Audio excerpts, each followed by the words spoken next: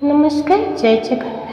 ଚାଲନ୍ତୁ ଜାଣିବା ଧନ ଅଭାବ ଦୂର କରିବା ପାଇଁ କେତେକ ଉପାୟ, ଯାହାଦ୍ୱାରା ଆମେ ଘରେ ଏସବୁ କାର୍ଯ୍ୟ କଲେ ଧନ ଅଭାବ ହୁଏ ନାହିଁ। ଟଙ୍କାକୁ ଯଦି ଅଗ୍ନୟ କୋଣରେ ଆମେ ରଖିବା, ଏ ଆର୍ଥିକ କ୍ଷତି ଓ ଖର୍ଚ୍ଚ ବୃଦ୍ଧି ହୋଇଥାଏ। ପଶ୍ଚିମ ଦିଗରେ ଟଙ୍କା ରଖିବା ଦ୍ୱାରା ଆର୍ଥିକ ସ୍ଥିତି ଦୁର୍ବଳ ହୋଇପାରେ, କାରଣ ଏହା ଆୟର ଉତ୍ସ ଉପରେ ପ୍ରତିକୂଳ ପ୍ରଭାବ ପକାଇଥାଏ।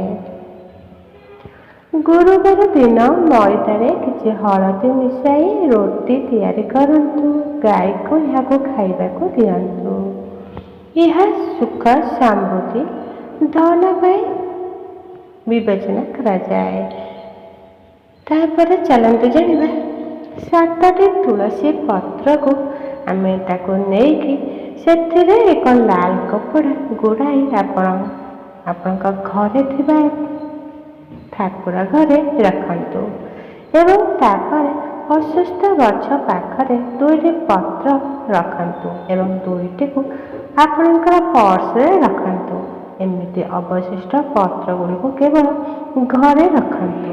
ତାପରେ ଦେଖିବେ ଆପଣଙ୍କର କିପରି ଧନ ରୋଜଗାର ବଢ଼ିବ। ଏକ ନୂଆ ମାଟି ହାଣ୍ଡି ଆପଣ ଯେତେବେଳେ ନେଉଛନ୍ତି, ତା ଦେହରେ ଗଙ୍ଗା ଜଳ ଛିଞ୍ଚି ଘରେ ଠାକୁରଙ୍କ ପାଖରେ ଏହାକୁ ରଖନ୍ତୁ। ପୂଜା କରିସାରିଲା ପରେ ଉତ୍ତର ଦିଗରେ ଏହି ହୁଣ୍ଡିଟାକୁ ସ୍ଥାପନ କରନ୍ତୁ। ପ୍ରତ୍ୟେକ ମଙ୍ଗଳବାର ଦିନ ହୁଣ୍ଡିରେ 10, 20, 50 ଟଙ୍କା ବା 100 ଟଙ୍କା ଏଥିରେ ପକାନ୍ତୁ ଏବଂ କୁହନ୍ତୁ, ମୋ ଆୟ ବୃଦ୍ଧି ହେଉ। ଏବଂ ଆପଣଙ୍କର ପ୍ରଥମ ମଙ୍ଗଳବାର ଦିନ ଫଳ ମିଳିବା ଆରମ୍ଭ ହୋଇଯିବ। ତାପରେ ଚାଲନ୍ତୁ ଜାଣିବା, କ୍ରାସୁଲା ଗଛ ଚୁମ୍ବକ ପରି କିପରି ଟଙ୍କା ଆକର୍ଷଣ କରେ। କ୍ରାସୁଲା ଗଛ ଏମିତି ଗୋଟିଏ ଗଛ ଅଛି, ଯାହାକୁ ଆପଣଙ୍କ ଘରେ ଗଛ ଲଗାଇବା ଦ୍ୱାରା ଦେଖିବେ ସକାରାତ୍ମକ ଶକ୍ତି ବଢ଼ିବା ସହିତ ବାସ୍ତୁଶାସ୍ତ୍ର ଅନୁସାରେ ଏହି ଗଛକୁ ଘରେ ରଖିଲେ ଧନ ବୃଦ୍ଧି ହେବାର ବହୁତ ଆସିଥାଏ ଏବଂ ଏହା ମାନନ୍ତି ମଧ୍ୟ ଏବଂ ଏହା ଘରେ ରଖିଲେ ଏହା ଦେଖା ମଧ୍ୟ ଯାଇଥାଏ। ଚାଉଳ ଡବାରେ ଯଦି ଆପଣ ନିମ୍ବ ପତ୍ର ଓ ଶୁଖିଲା ଲଙ୍କା ରଖିବା ଦ୍ୱାରା ଦେଖିବେ ଚାଉଳରେ ପୋକ କେବେ ଲାଗିବ ନାହିଁ। ନିମ୍ବ ତେଲରେ ଦୀପ ଜଳାଇଲେ ଘରେ ମଶା ହୋଇନଥାନ୍ତି। ଫ୍ରିଜରେ ଯଦି ଆପଣ ଲେମ୍ବୁକୁ କାଟି ରଖିବେ, ଘରେ ମଶା ହୋଇନଥାଏ। ଫ୍ରିଜରେ ଲେମ୍ବୁ କାଟିକି ରଖିଲେ ଫ୍ରିଜ ଗନ୍ଧ ମଧ୍ୟ ହୋଇନଥାଏ। ଭିଡ଼ିଓଟି ଦୟାକରି ଶେଷ ପର୍ଯ୍ୟନ୍ତ ଦେଖନ୍ତୁ, କାହିଁକି ନା ଶେଷକୁ ଆହୁରି ଭଲ ଟିପ୍ସ ସବୁ ଅଛି। ମହିଳାମାନେ ଛିଡ଼ା ହୋଇ କେଶ କୁଣ୍ଡେଇବା କଥା ନୁହେଁ। ଏହା କରିବା ଦ୍ୱାରା ସ୍ୱାମୀଙ୍କର ଅଶୁଭ ହୋଇଥାଏ। ତେଣୁ ଛିଡ଼ା ହୋଇ କେବେ ପୂଜା ମଧ୍ୟ କରିବା ଉଚିତ ନୁହେଁ। ଏହା କରିବା ଦ୍ୱାରା ଭଗବାନ ଆପଣଙ୍କ ପୂଜାକୁ ଗ୍ରହଣ କରିନଥାନ୍ତି। ସୂର୍ଯ୍ୟୋଦୟ ପୂର୍ବରୁ କୌଣସି ବ୍ୟକ୍ତି ଉଠିଲେ ତାଙ୍କର ସୁଖ ଐଶ୍ୱର୍ଯ୍ୟ ପ୍ରାପ୍ତ ସେମାନେ କରିଥାନ୍ତି ଏବଂ ଯିଏ ସୂର୍ଯ୍ୟୋଦୟ ପରେ ଉଠନ୍ତି ତାଙ୍କର ପୁଣ୍ୟ ନଷ୍ଟ ହୋଇଥାଏ। ରୁଟି କେବଳ ଅନ୍ନ ନୁହେଁ, ଏ ଘରର ଲକ୍ଷ୍ମୀ ଅଟେ।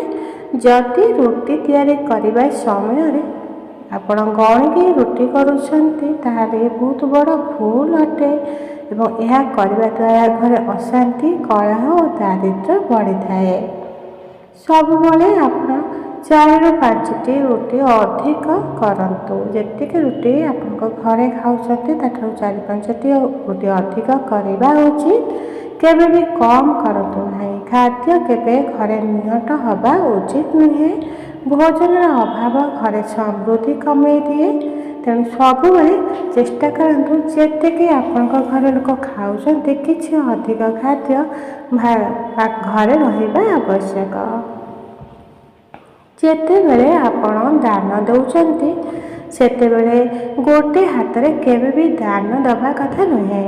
ଉଭୟ ହାତ ବ୍ୟବହାର କରି ଶ୍ରଦ୍ଧା ଓ ସମ୍ମାନର ସହିତ ଦାନ କରନ୍ତୁ। ଏହା କରିବା ଶୁଭ ଏବଂ ଏହା କରିଲେ ଆପଣଙ୍କ ଘରେ ସମୃଦ୍ଧି ଆସିଥାଏ ଏବଂ ଘରେ ସୁଖ ଶାନ୍ତି ଆସିବା ସହିତ ଘରେ ପଜିଟିଭିଟି ଆସିଥାଏ। ପରବର୍ତ୍ତୀ ଟିପ୍ସ, ପ୍ରଥମ ରୁଟି ଅଗ୍ନିଦେବଙ୍କୁ ଅର୍ପଣ କରିବା ଉଚିତ। ଏହା କରିବା ପରେ ତାପରେ ରୁଟି ଗାଈକୁ ଦେବେ ଏବଂ ଶେଷ ରୁଟିଟି କୁକୁରକୁ ନିଶ୍ଚିନ୍ତ ଦିଅନ୍ତୁ। ଏହା କରିବା ଦ୍ୱାରା ଏହା ଆପଣଙ୍କର ଘରକୁ ସମୃଦ୍ଧି ବୃଦ୍ଧି କରିଥାଏ। ଏହା ଏକ ପ୍ରକୃତ ଦାନ ମଧ୍ୟ ମାନାଯାଇଥାଏ। ଯଦି ଆପଣ କାହାକୁ ଦାନ କରିବାକୁ ଚାହୁଁଛନ୍ତି ଏମିତି ଦାନ ଦିଅନ୍ତୁ। ଘରର ଈଶାନ୍ୟ କୋଣରେ ଠାକୁର ଘର ରହିଲେ ବହୁତ ଶୁଭ ହୋଇଥାଏ ଏବଂ ତା ସହିତ ଏକ କାଚ ପାତ୍ରରେ କିଛି ଭାଙ୍ଗି ନଥିବା ପୁରା ଗୋଟା ଗୋଟା ଚାଉଳ ଥିବା ଅରୁଆ ଚାଉଳକୁ ଆପଣଙ୍କ ଠାକୁର ଘରେ ରଖିଲେ ବହୁତ ଶୁଭ ହୋଇଥାଏ। ଏକାଦଶୀ ଦିନ ସନ୍ଧ୍ୟାରେ ଯଦି ଆପଣ ତୁଳସୀ ଗଛ ମୂଳେ ଗାଈ ଘିଅର ଦୀପ ଜଳାନ୍ତି, ଭଗବାନ ବିଷ୍ଣୁଙ୍କୁ ଧ୍ୟାନ କରିବା ସହ ତୁଳସୀ ଗଛରେ 7 ଥର ପରିକ୍ରମା କରନ୍ତୁ। ଦେଖିବେ ଆପଣଙ୍କର ମନସ୍କାମନା ପୂରଣ ହେବ। ଏହା ଯଦି ଆପଣ କରୁଛନ୍ତି ବି ଆପଣଙ୍କ ସମ୍ପୂର୍ଣ୍ଣ ପରିବାର ସୁସ୍ଥ ରହିବା ସହିତ ଆପଣଙ୍କ ସ୍ୱାସ୍ଥ୍ୟ ଉପରେ ପ୍ରତିକୂଳ ପ୍ରଭାବ ପଡ଼ିବ ନାହିଁ। ତୁଳସୀ ମାତାଙ୍କର ଆଶୀର୍ବାଦ ସର୍ବଦା ଆପଣଙ୍କ ଘରେ ରହିବ। ସ୍ୱାସ୍ଥ୍ୟ, ସୁଖ, ସମୃଦ୍ଧି ଓ ଧନର ପ୍ରାପ୍ତି ମଧ୍ୟ ଆପଣ ପାଇବେ। ଚାଲନ୍ତୁ ଜାଣିବା ଭଗବାନ କୃଷ୍ଣଙ୍କର ଅମୃତବାଣୀ କେତେକ ଟିପ୍ସ। ଯଦି ଭଗବାନ ଏଠି କହିଛନ୍ତି କର୍ମ କର, ଫଳର ଚିନ୍ତା କେବେ ବି କର ନାହିଁ। ଶ୍ରୀକୃଷ୍ଣ କହିଲେ ଯଦି ତୁମେ ଅଧିକାର କେବଳ କର୍ମ ଉପରେ ଅଛି, ଫଳ ଉପରେ ନାହିଁ। ନିଷ୍ଠା ଓ ସତତା ସହିତ ଯଦି ଆପଣ କାମ କରୁଛନ୍ତି, ଫଳ ପାଇଁ ଅତ୍ୟନ୍ତ ଚିନ୍ତା କଲେ ମନ ସର୍ବଦା ଅଶାନ୍ତି ହୋଇଥାଏ। ତେଣୁ କାମ କରିଚାଲ, ଫଳ ନିଶ୍ଚିନ୍ତ ଭଗବାନ ଦେବେ। ତେଣୁ ଭଗବାନଙ୍କୁ ଭରସା କରି ନିଜର କର୍ତ୍ତବ୍ୟ ଯଦି ଆପଣ ପାଳନ କରୁଛନ୍ତି, ନିଶ୍ଚିନ୍ତ ଆପଣ କର୍ତ୍ତବ୍ୟର ଫଳ ନିଶ୍ଚିନ୍ତ ଆପଣଙ୍କ ପାଖକୁ ଆସିବ। ତେଣୁ କେବେ କର୍ମ କରିଚାଲ, ଆଶା କେବେ କର ନାହିଁ। ମନକୁ ନିୟନ୍ତ୍ରଣ କର। ମନୁଷ୍ୟ ସବୁଠାରୁ ବଡ଼ ମିତ୍ର ହେଉଥାଏ ଏବଂ ଶତ୍ରୁ ହେଉଛି ତା'ର ମନ। ସେ ନିଜ ମନକୁ ନିୟନ୍ତ୍ରଣ କରିପାରେ, ସେ ଜୀବନରେ ସଫଳତା ଓ ଶାନ୍ତି ପାଇଥାଏ। ଯେଉଁମାନେ ତାଙ୍କ ମନକୁ ନିୟନ୍ତ୍ରଣ କରିଥାନ୍ତି, ଖରାପ ଚିନ୍ତାକୁ ଛାଡ଼ି ସକାରାତ୍ମକ ଭାବନା ଗ୍ରହଣ କଲେ ସବୁଠାରୁ ସୁଖ ମିଳିଥାଏ। ସମସ୍ତଙ୍କ ପ୍ରତି ସମଭାବ ରଖିଲେ ଭଗବାନ ଶ୍ରୀକୃଷ୍ଣ ଶିଖାଇଥିଲେ ଯେ ସୁଖ ଦୁଃଖ, ଲାଭ କ୍ଷତି, ଜୟ ଏବଂ ପରାଜୟ ସମାନ ଭାବେ ରହିବା ଉଚିତ। ଜୀବନର ପରିସ୍ଥିତି ସବୁବେଳେ ବଦଳିଯାଏ।